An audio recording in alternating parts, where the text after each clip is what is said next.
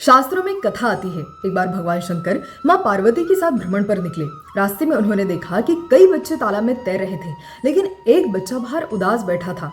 ध्यान से देखने पर समझ आया कि उस बच्चे के हाथ नहीं थे। ये देखकर माँ पार्वती को उस पर दया आ गई। उन्होंने भगवान शंकर से उस बच्चे के हाथ लौटाने के लिए कहा।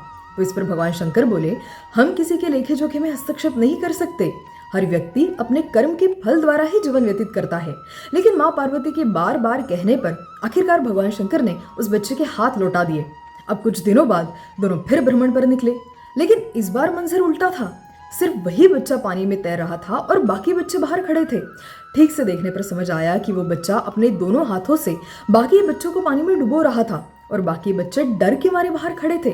तो ये देखकर भगवान शंकर बोले, ये सब कर्म का खेल है। इस बच्चे ने अपने पिछले जन्म में भी यही किया, इसलिए तो इसके साथ इस जन्म में ऐसे हुआ। प्रकृति नियमों के अनुसार चलती है, किसी के साथ पक्षपात नहीं करती। कोई महलों में पैदा होता है तो कोई झुग्गी में पैदा होता है, कोई भिक्षु बनता है तो कोई अपाहिज बनता है, क्योंकि ये सब कर्म का फेरा है। लेकिन सब परिवर्तनशील है अगर हम अपने कर्मों पर ध्यान दें और अच्छे कर्म करने के लिए प्रयत्नशील रहे। आखिरकार माँ पार्वती को भी ये सारा कर्म का खेल समझ आ ही गया।